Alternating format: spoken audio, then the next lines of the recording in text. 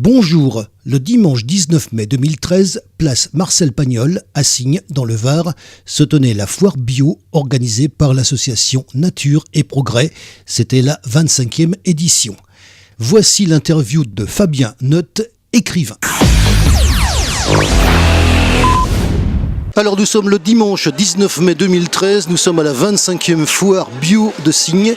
Bonjour, je vais vous demander, comme je le fais d'habitude d'ailleurs, de vous présenter. Alors Fabien Notte, je suis kinésithérapeute de profession, accessoirement j'écris également. Mais expliquez-moi un petit peu ce stand dans cette foire bio. Oui, effectivement, ce sont donc l'éditeur et les presses du Midi et la librairie Périclès qui a décidé finalement de venir faire une présence à la foire bio de Signes, puisqu'il y a quelques écrivains qui vont un petit peu dans le sens du bio, dont moi, donc j'étais tout à fait d'accord pour tenir ce stand, et c'est la raison de notre présence aujourd'hui. Alors sur le stand, on a plusieurs bouquins, il y a quelques petits bouquins pour les enfants, là, des contes du Sénégal. Les contes du Sénégal, ça me dit quelque chose, ça. Ouais, c'est un petit recueil pour les enfants, quelques livres. Et la personne qui a fait ça, il me semble la connaître. Ah oui ? Antoinette Morobert. Ah ben voilà, donc Vous savez pas, moi je sais, c'est bien. Et oui, moi je tiens le stand, mais surtout pour mon livre, quoi, puisque c'était l'occasion de faire... On fait un petit coucou à Antoinette si elle regarde ce sujet. Hein. Voilà, d'accord, avec plaisir. Donc il y a environ 7-8 livres qui traitent de sujets divers, notamment sur des problèmes d'environnement. Et enfin... C'est la bonne place. Hein. C'est la bonne place, c'est pour ça que les presses du Midi a choisi d'essayer cette année. C'est la première fois d'ailleurs, hein. C'est la première fois qu'il vient. Ah, très bonne question, oui, c'est la première fois que vous venez. Ouais, c'est la première fois qu'il vient sur Signes. D'ailleurs, c'est sur mon initiative, puisque moi, mon bouquin étant vraiment dans ce sens, je remets en cause un certain nombre de choses, et notamment les OGM. Je dis que ça serait peut-être bon de faire Signes, parce que c'est une foire où il y a beaucoup de monde qui vient pour s'intéresser à ces sujets-là. Du coup, il a sélectionné un certain nombre de livres qui rentraient dans ce domaine, et on fait un stand là. Avant de passer au cœur de votre sujet, on va parler justement de l'affluence, on va en profiter, puisqu'on est là depuis ce matin, nous, et donc on voit qu'apparemment, il y a de plus en plus de monde. Hein. Oui, la foire de Signes marche très bien, hein, tous les ans. Je crois qu'on considère il y a environ 7000 passages par an. Sur une journée, c'est quand même pas mal. C'est quelque chose qui existe depuis 25 ans, donc qui commence à être connu. Là, il y avait un petit peu l'imprécision du temps, forcément. Et puis ce matin, le soleil se levant assez tôt, finalement, les gens sont venus. Vous savez que sur le podcast, il y a des différentes photos d'illustration. Nous, on a eu la chance, on les a fait ce matin, et on a eu du soleil. Ça change d'hier. Ah oui, c'est certain que depuis ce matin, on a eu du soleil, on a un temps qui est pas trop froid, donc les gens sont venus et s'intéressent à ce qu'ils voient sur les stands. On va parler de ceci, c'est bien ça ? C'est quoi ça, ce que j'ai dans les mains ? Vous pouvez me le dire, parce que c'est vous qui le dites. Hein. Alors ouais, c'est un machin rectangulaire, là, un peu épais, un livre qui fait 665 pages et dont le titre est L'Ange et la Toile. C'est la première fois que j'écris et le livre marche pas mal. Il traite de sujets assez actuels, donc il marche pas mal. Petite précision, il est sorti quand ? Donc il est sorti en début 2012. Il y en a d'autres ou c'est le premier ou c'est comment vous le définissez déjà du point de vue nombre et du point de vue la démarche ? Alors j'avais écrit 2 petites nouvelles il y a quelques années, mais j'étais pas parti vraiment pour me lancer dans l'écriture. Mais étant un passionné de science, un beau jour m'a pris l'envie d'écrire celui-ci. Ça m'a pris 1 an pour l'écriture, dans les années 2010, ouais, c'était entre 2010 et 2011. Forcément, quand on écrit le premier, on est un petit peu picoté et je suis en train d'écrire le suivant, voilà. On parle de celui-là, c'est le thème pour l'instant c'est celui qui est sorti. Thème général, on développe un petit peu, alors sans trop de tout dire, mais...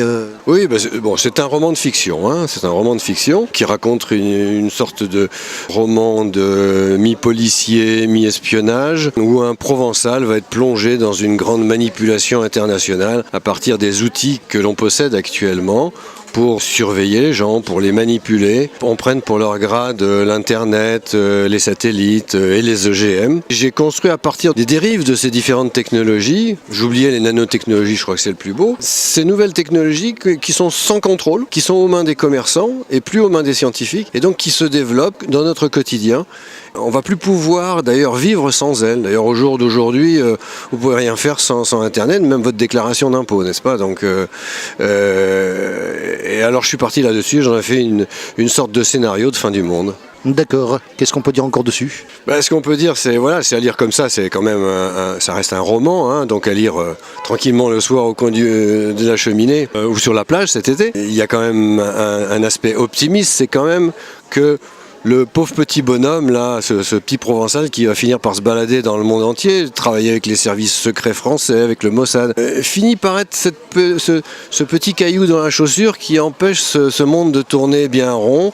C'est un petit peu ce qu'on a envie tous d'être au jour d'aujourd'hui, quoi, hein, parce qu'on s'aperçoit qu'on est devenus des objets de ces technologies et qu'on est, on est complètement emprisonné dans ces sciences. Ce qui arrive dans ce livre, est-ce que c'est extrapolable donc dans la réalité ? C'est tout ce jeu entre le roman, qui est un roman qui doit distraire, et le livre vraiment scientifique qui va développer des thèmes ou d'actualité. Là, je l'ai vraiment construit comme un roman. C'est-à-dire, d'ailleurs, les personnes qui l'ont lu et qui me font un retour me disent que c'est passionnant et le soir, on n'a pas envie de le quitter avant d'aller se coucher. Donc, c'est le but de la chose.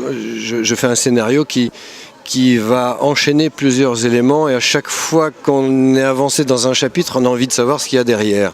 Cela dit, effectivement, ce qui se passe dans ce roman est plausible. C'est-à-dire que ce qui existe aujourd'hui dans les différentes technologies, je pense par exemple aux nanotechnologies, les nanopuces existent. Eh bien, il faut savoir que demain, on va pouvoir les mettre sur nos vêtements, sur ce qu'on achète, sur tout ce qui est dans notre sac à main, tout ce qui est autour de nous. Et grâce à ça, nous dira-t-on, pour des mesures de sécurité, on pourra retrouver la mobilette volée, la montre qui a été perdue, etc.